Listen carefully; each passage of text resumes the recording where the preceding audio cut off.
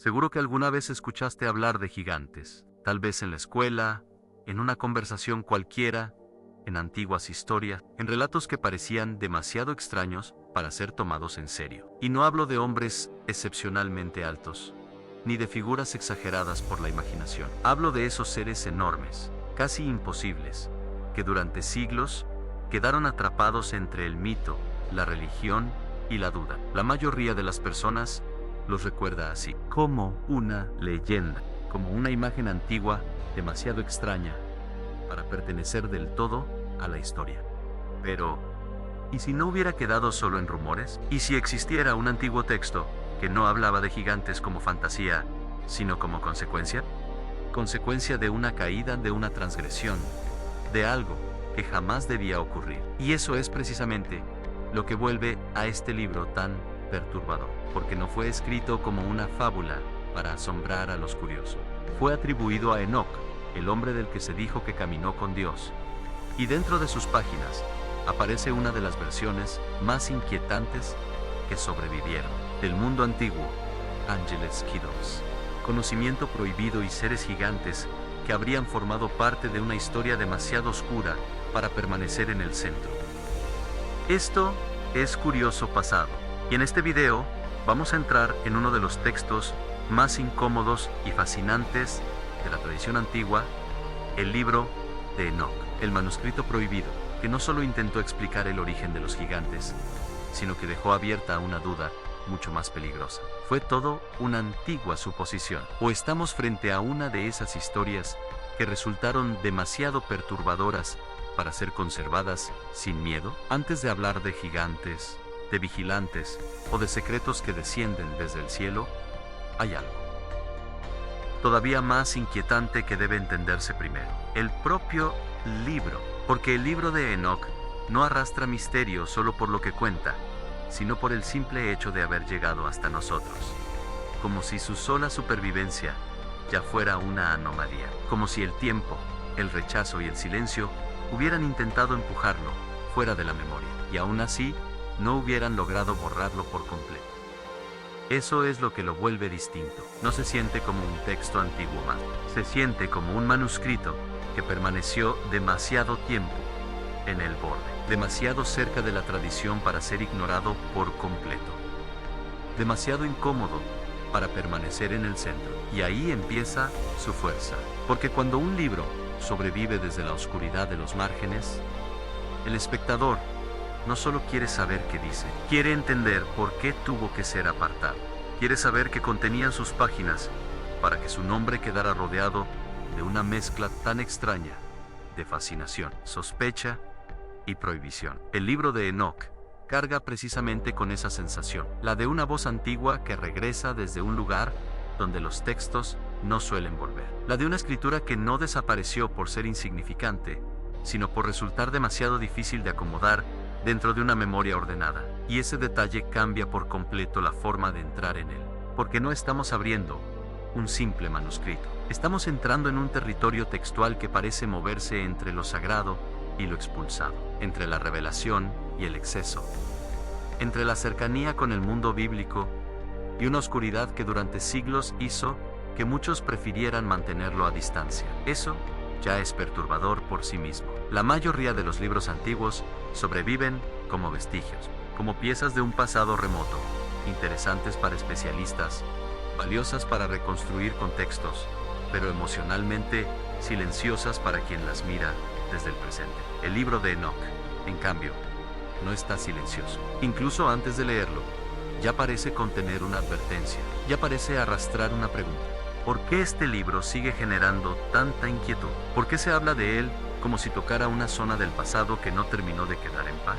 La respuesta comienza precisamente en su aura de exclusión, en el hecho de que su nombre no circula como el de un texto cualquiera, sino como el de un libro que parece haber visto demasiado, dicho demasiado o conservado demasiado de una memoria incómoda del mundo antiguo, una memoria donde el orden de la creación no era estable, donde los límites entre cielo y tierra podían romperse, donde el conocimiento no siempre llegaba como bendición, y donde ciertas presencias gigantescas dejaban de parecer simple mito para adquirir un lugar dentro de una narración más inquietante. Eso convierte al libro en una puerta, y no una puerta neutra. Una de esas puertas que apenas se abren hacen que el espectador sienta que ha dejado atrás el terreno de la historia cómoda para entrar en una versión más antigua, más áspera y más extraña del pasado sagrado.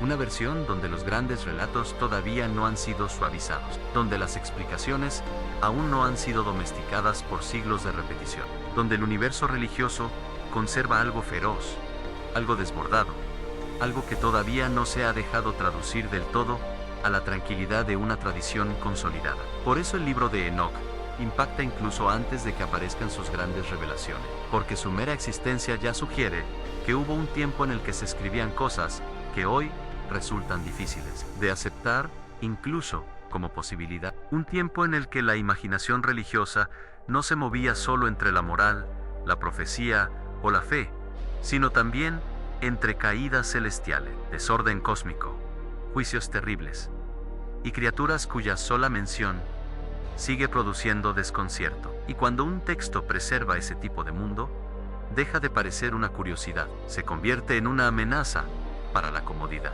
Eso es lo que hace tan poderosa su entrada en este video. Todavía no hemos llegado al corazón de lo que cuenta. Todavía no han descendido los vigilantes. Todavía no han aparecido los gigantes.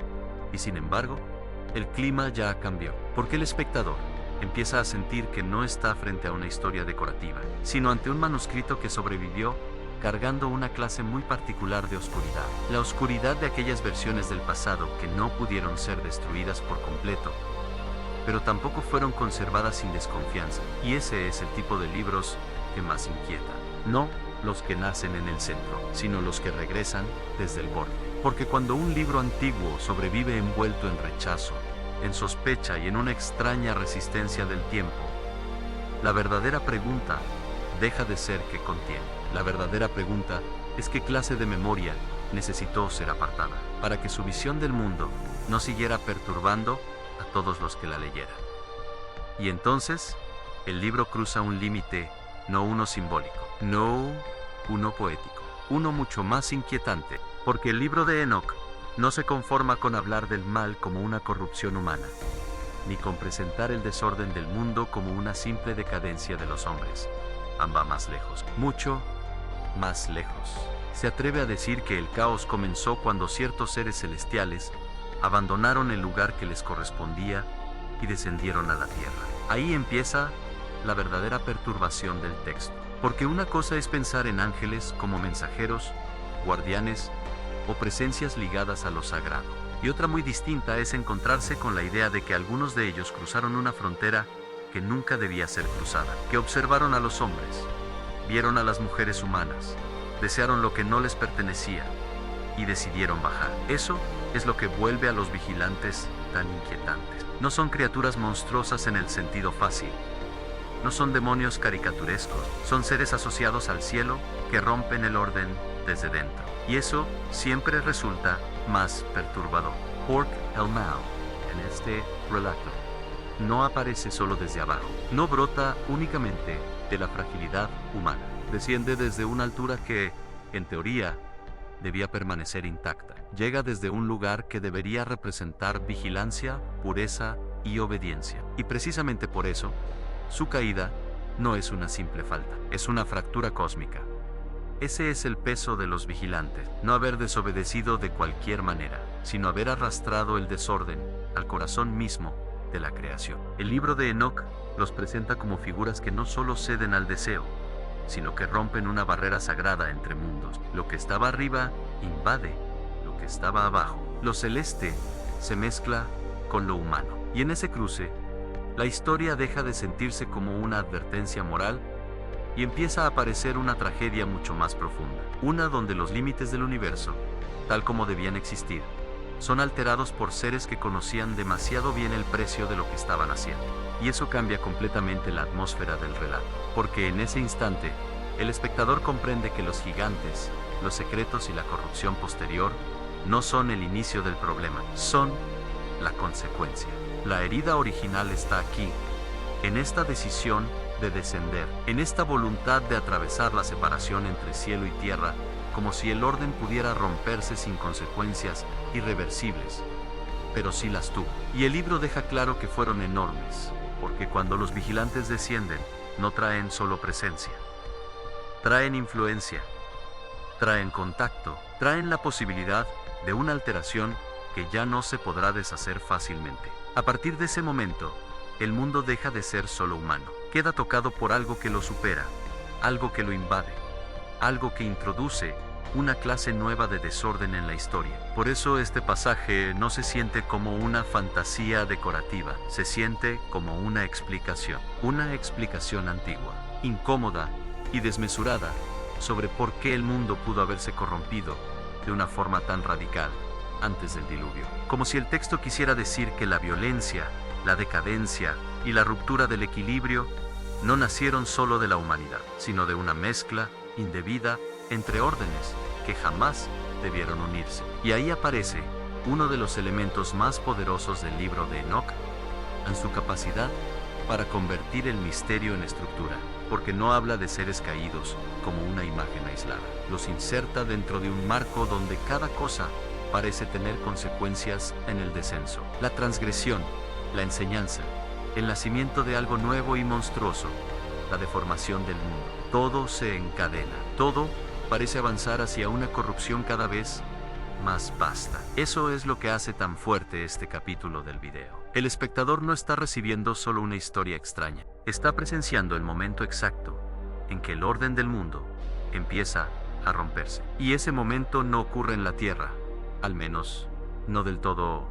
Empieza arriba. Empieza en seres que deberían haber permanecido en su lugar. Empieza en una caída que no es solo moral, sino ontológica. Una caída que afecta la estructura misma de lo real. Por eso los vigilantes no son fáciles de olvidar, porque representan algo profundamente inquietante. La idea de que incluso aquello que debía custodiar el orden pudo participar en su ruina. Que el cielo no fue únicamente fuente de guía, sino también, en esta versión antigua y oscura, el origen de una transgresión que abriría la puerta a todo lo demás. Y cuando el cielo se convierte en origen del desorden, el mundo entero cambia de tono. La historia ya no parece un simple relato religioso, parece una memoria de ruptura. Una memoria en la que algo sagrado descendió no para salvarse, no para corromper, no para iluminar, sino para mezclar lo que nunca debió tocarse. Y esa es una idea demasiado grande, demasiado extraña y demasiado inquietante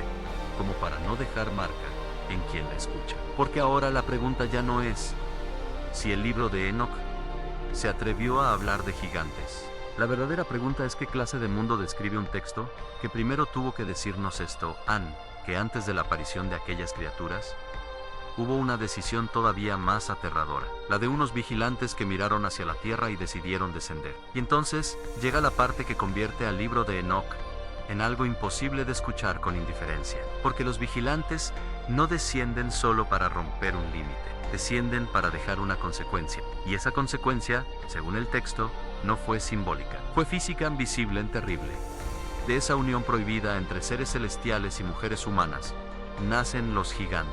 Y aquí, el relato deja de moverse en la frontera de lo inquietante para entrar en algo mucho más difícil de domesticar, porque los gigantes no aparecen como una exageración legendaria colocada al margen del mundo antiguo. Aparecen como resultado directo de una transgresión, como si el desorden del cosmos hubiera tomado forma en la Tierra, como si una mezcla imposible hubiera producido criaturas que no debían existir. Ese es el verdadero impacto de este pasaje.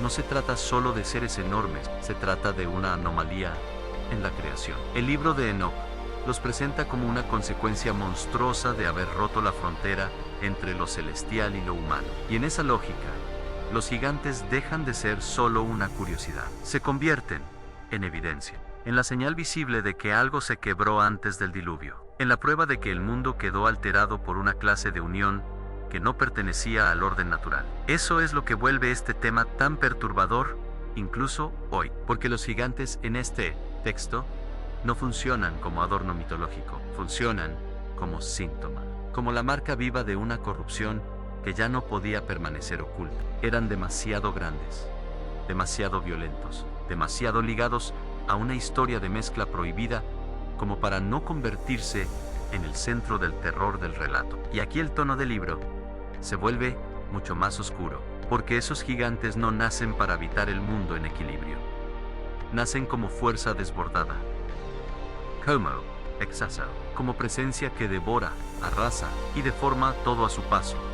En ellos, el problema de la caída deja de ser invisible, se vuelve carne, se vuelve hambre, se vuelve violencia amplificada por una magnitud que el relato utiliza precisamente para transmitir una idea insoportable, que el mal había dejado de ser una simple inclinación humana para adquirir una escala casi antinatural. Eso es lo que hace tan potente esta parte del libro de Enoch. La corrupción ya no está en el cielo, ya no está solo en la decisión de descender, ahora camina sobre la tierra. Y esa imagen lo cambia todo, porque una vez que los gigantes existen dentro de la historia, el mundo ya no parece un lugar donde el orden simplemente se debilitó. Parece un mundo invadido por algo que no debía haber nacido. Un mundo donde la creación quedó herida por la aparición de seres que condensan en su propia existencia el error de haber unido dos ámbitos que jamás debieron tocarse. Por eso el relato produce una sensación tan extraña. No parece querer impresionar con criaturas extraordinarias. Parece querer explicar por qué la realidad llegó a un punto de ruptura. Los gigantes, en esta visión, son el signo de que la historia había ido demasiado lejos, de que el desorden ya no podía corregirse con facilidad, de que la tierra estaba cargando una consecuencia demasiado pesada de aquella caída inicial. Y eso hace que su presencia no se lea solo con asombro, sino también con inquietud moral y cósmica, porque no son enormes solo en tamaño, son enormes en significado. Representan una creación deformada, una descendencia imposible, una memoria de lo que ocurre cuando el límite entre lo alto y lo bajo se rompe y da lugar a algo que no pertenece del todo a ninguno de los dos mundos. Y ahí reside la fuerza más perturbadora del tema, que el libro de Enoch no habla de gigantes como una simple raza olvidada o como una leyenda heroica deformada por el tiempo. Habla de ellos como fruto de una tragedia sagrada, como parte de un pasado que debía explicar por qué la violencia, la corrupción y el caos alcanzaron un nivel tan insoportable que el mundo entero quedó encaminado hacia el juicio. Eso es lo que convierte a los gigantes en mucho más que una imagen poderosa.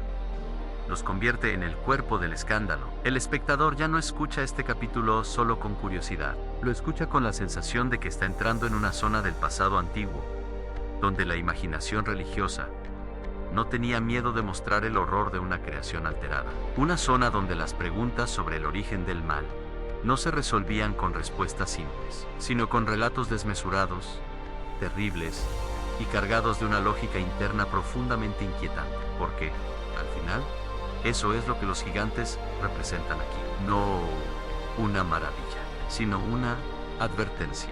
La advertencia de que hay mezclas que destruyen el equilibrio del mundo, de que hay transgresiones cuyo fruto no puede ser otra cosa que exceso, violencia y ruina, y de que a veces las criaturas más enormes de un relato no existen para fascinar al lector, sino para hacerle sentir el peso de una historia que ya no podía sostenerse sin colapsar. Y si eso era lo que el libro de Enoch se atrevía a decir sobre el origen de los gigantes, entonces el problema de este manuscrito dejaba de ser solo extraño.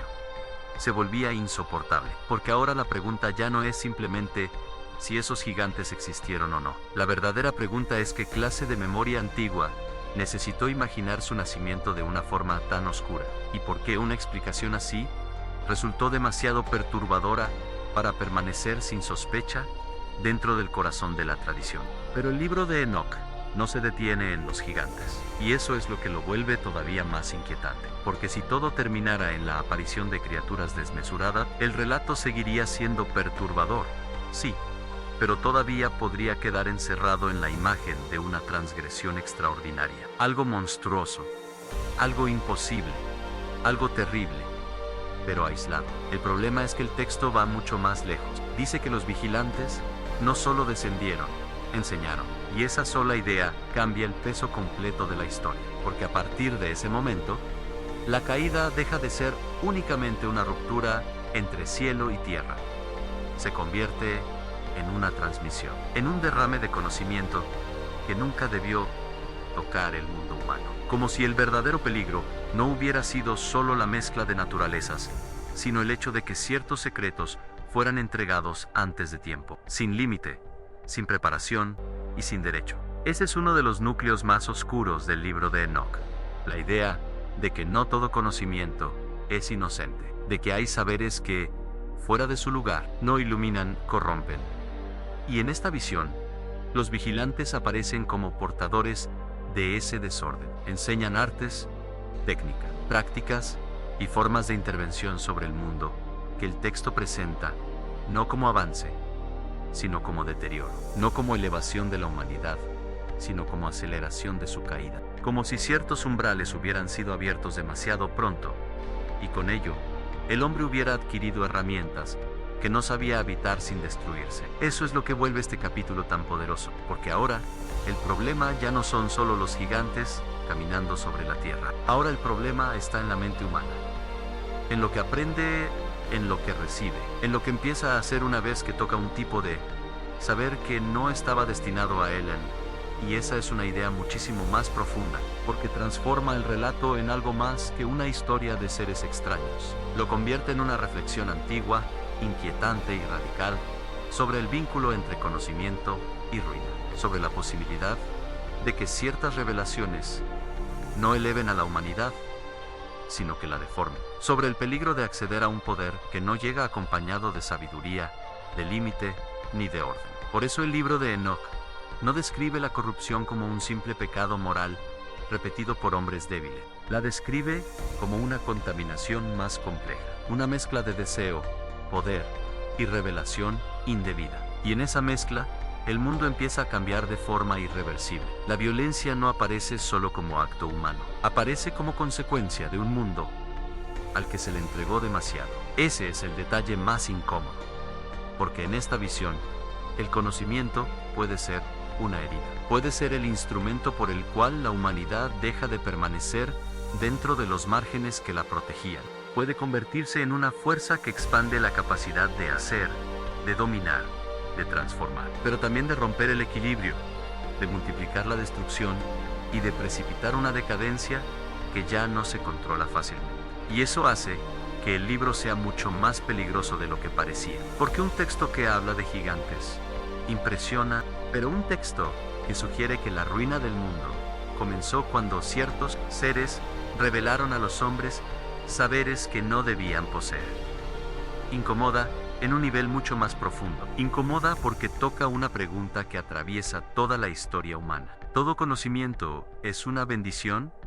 ¿Todo avance nos acerca al orden? ¿O existen formas de saber que, al ser entregadas sin medida, abren la puerta al caos? El libro de Enoch responde de una manera inquietante. Sugiere que hubo una enseñanza que no liberó, sino que ensució el mundo. Que la caída no fue solo una desobediencia sentimental, ni una simple corrupción moral. Fue también una pedagogía del desastre. Una transmisión de técnicas, poderes y secretos que hicieron a la humanidad más capaz, pero también más peligrosa. Y ahí, el relato adquiere una dimensión casi insoportable, porque ya no estamos escuchando solo una historia antigua sobre seres caídos. Estamos escuchando una visión del mundo, donde el origen de la corrupción está unido a una revelación indebida, donde el problema no es únicamente que algo descendiera desde el cielo, sino que trajera consigo un tipo de conocimiento que modificó para siempre la condición humana.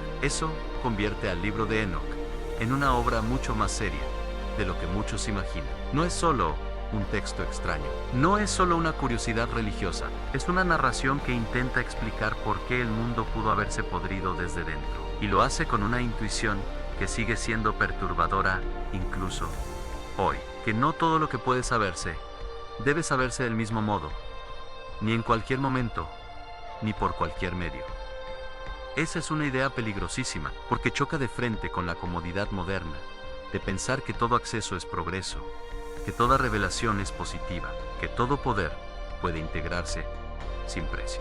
El libro de Enoch, en cambio, conserva una visión mucho más áspera, mucho más antigua, mucho más desconfiada, una visión donde ciertos conocimientos pertenecen a una región prohibida del orden y, al caer en manos humanas, no producen grandeza, sino distorsión. Y si eso es así, entonces los gigantes no eran la única prueba visible de la caída, eran solo una parte. La otra estaba en el mundo mismo, en la violencia que crecía, en la corrupción que se expandía, en la humanidad transformada por secretos que jamás debía haber recibido. Y cuando un manuscrito antiguo se atreve a decir algo así, deja de ser solo oscuro, se vuelve profundamente incómodo, porque ahora la pregunta ya no es únicamente qué clase de seres nacieron de aquella transgresión. La verdadera pregunta es qué clase de mundo nace cuando el conocimiento prohibido deja de ser un rumor y se convierte en herencia.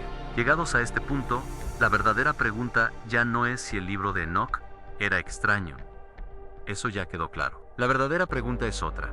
¿Por qué un texto así resultaba tan difícil de conservar sin incomodidad? Porque una cosa es que un manuscrito antiguo contenga imágenes poderosas, relatos oscuros o criaturas imposibles de olvidar. Y otra muy distinta es que ofrezca una visión del mundo tan cargada de transgresión, caída, gigantes y conocimiento prohibido que altere la manera en que se entiende el origen mismo de la corrupción. Ahí está el verdadero peligro del libro de Enoc. No en ser raro, sino en ser demasiado explicativo, demasiado audaz, demasiado dispuesto a tocar una zona del pasado sagrado que otros textos apenas rozaban. Eso es lo que lo convierte en algo más que un libro curioso. Lo convierte en una amenaza para la estabilidad. Porque el libro de Enoc no deja el mal en una forma simple, no lo reduce a una desobediencia aislada, ni a un pecado humano fácilmente reconocible. Lo inserta en una historia mucho más vasta, más cósmica y más inquietante. Una historia donde el cielo se fractura, donde el conocimiento se vuelve corrupción, y donde la humanidad aparece envuelta en una caída que no comenzó del todo en ella misma. Y esa visión, precisamente por su fuerza, era muy difícil de domesticar, porque un relato así no se deja predicar con facilidad. No se deja simplificar sin perder su filo. No se deja integrar cómodamente en una tradición que necesita claridad, orden y transmisión estable. Eso es clave. Las grandes tradiciones religiosas no solo conservan lo que emociona, conservan también lo que puede sostener una forma de enseñanza, una coherencia, una estructura compartida. Y el libro de Enoc, con su mundo de vigilantes, gigante, secretos prohibidos y juicio cósmico, parecía abrir demasiadas puertas al mismo tiempo, demasiadas zonas de ambigüedad, demasiadas imágenes imposibles de contener una vez que empiezan a desplegarse en la imaginación. Por eso su peligrosidad no era superficial. No estaba solo en mencionar gigantes, estaba en la visión completa que implicaba. Una visión donde la historia del mundo anterior al diluvio dejaba de ser una simple decadencia humana para convertirse en un escenario de ruptura entre órdenes, de contaminación espiritual y de herencia prohibida. Y eso cambia por completo la temperatura del relato bíblico. Lo vuelve más vasto, más oscuro y más difícil de cerrar con una sola lectura. Ese es el punto central. Un libro así no amenaza porque sea fácil de creer. Amenaza porque es demasiado difícil de ignorar. Porque una vez que sus imágenes entran en la memoria, ya no es sencillo volver al mismo nivel de tranquilidad. El espectador empieza a sentir que hubo una versión del pasado sagrado mucho más feroz de lo que suele mostrarse. Una versión donde la creación estaba expuesta a una clase de fractura que no se resolvía con explicaciones breves, sino con una cadena entera de caída, mezcla, corrupción y juicio. Y eso hace que el libro de Enoc pese más de lo que aparenta. Porque ya no estamos hablando solo de un texto marginal, estamos hablando de una obra que parece preservar una memoria peligrosa. La memoria de un tiempo en el que la imaginación religiosa todavía se atrevía a pensar el mal como una invasión compleja, no solo como un error moral individual, como un desorden que alteraba el mundo desde varios niveles al mismo tiempo, como una historia en la que el origen del caos resultaba demasiado enorme para ser explicado con respuestas cómodas. Eso vuelve al libro profundamente incómodo. Incomoda por su tono, por su escala, por sus criaturas, por su teología implícita y sobre todo por la clase de preguntas que no deja de provocar. Porque detrás de los vigilantes, de los gigantes y del conocimiento prohibido, late siempre la misma sospecha, que hubo formas antiguas de entender el mundo sagrado, que no desaparecieron por ser irrelevantes, sino por resultar demasiado inestables para convivir con una versión más ordenada de la historia. Ese es el verdadero filo del libro de Enoch, no haber inventado algo extraño, sino haber conservado una posibilidad, la posibilidad de que el pasado religioso haya sido más oscuro, más complejo y más difícil de domesticar de lo que después se quiso aceptar. Y cuando una tradición se enfrenta a un libro así, lo más difícil no es refutarlo. Lo más difícil es absorberlo, sin que cambie la atmósfera de todo lo que toca. Porque una vez que el libro de Enoch entran con él preguntas que ya no se retiran fácilmente. Preguntas sobre el origen del mal, sobre el límite del conocimiento, sobre la relación entre cielo y tierra, sobre la violencia que desfigura a la creación y sobre el precio de conservar ciertas visiones dentro del centro de la memoria sagrada. Eso es lo que lo volvió tan peligroso, no un escándalo vacío, no una fantasía extravagante, sino una puerta hacia una visión del mundo donde el orden estaba mucho más amenazado, donde el pasado era más terrible y donde ciertas verdades o ciertas posibilidades podían resultar demasiado intensas para permanecer sin temor dentro de la tradición. Y quizá por eso, este libro sigue fascinando tanto, porque incluso hoy, siglos después, continúa produciendo el mismo efecto que producen los textos verdaderamente incómodos. No se limitan a contar algo extraño, te hacen sentir que detrás de la historia visible hubo otra versión más oscura, esperando, silenciosa, a que alguien volviera a abrirla. Tal vez el verdadero poder del libro de Enoch no esté solo en hablar de gigantes, tal vez esté en la sensación que deja cuando termina, porque después de escuchar su historia, el mundo antiguo ya no parece el mismo. Lo que antes podía sentirse como una mención extraña o una sombra perdida dentro de la tradición, de pronto adquiere otra dimensión. Los gigantes dejan de parecer una simple exageración del pasado. Los ángeles caídos dejan de sentirse como una imagen aislada, y el conocimiento prohibido deja de ser un detalle más, para convertirse en parte de una visión mucho más oscura sobre el origen de la corrupción. Eso es lo que vuelve a este libro tan inquietante. No se limita a añadir criaturas extrañas o escenas impactantes. Desordena la atmósfera entera del pasado sagrado.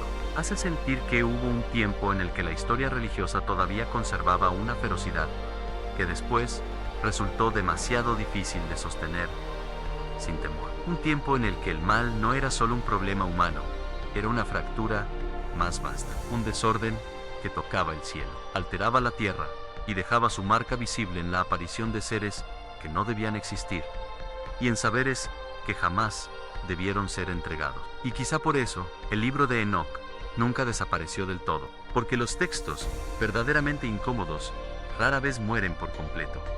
Pueden ser apartados, pueden ser rodeados de sospecha, pueden quedar fuera del centro, pero si contienen una imagen lo bastante poderosa del pasado, siguen respirando en los márgenes, siguen esperando, siguen ejerciendo esa fascinación extraña que producen las cosas que no fueron borradas por ser débiles, sino por ser demasiado difíciles de domesticar. Y eso es exactamente lo que deja este manuscrito. La sensación de que existieron versiones de la memoria sagrada mucho más oscuras, más vastas y más peligrosas de lo que solemos imaginar. Versiones donde la historia del mundo no estaba hecha solo de hombres, pactos y profetas, sino también de descensos prohibidos, mezclas imposibles, gigantes nacidos del desorden y secretos que precipitaron la ruina. Eso cambia por completo la forma de mirar el pasado, porque ya no parece una historia cerrada, parece un territorio lleno de puertas que fueron selladas por una razón. Y quizá esa sea la pregunta que el libro de Enoch sigue dejando suspendida siglos después. No solo si los gigantes fueron reales, no solo si los vigilantes existieron, no solo si hubo un conocimiento que nunca debió llegar a la humanidad, sino algo más incómodo todavía, que otras versiones del pasado fueron apartadas no por absurdas, sino por demasiado perturbadoras para permanecer abiertas. Recuerda, el pasado no está muerto, solo está esperando a ser descubierto. Esto fue Curioso Pasado, donde la historia deja preguntas y los misterios comienzan.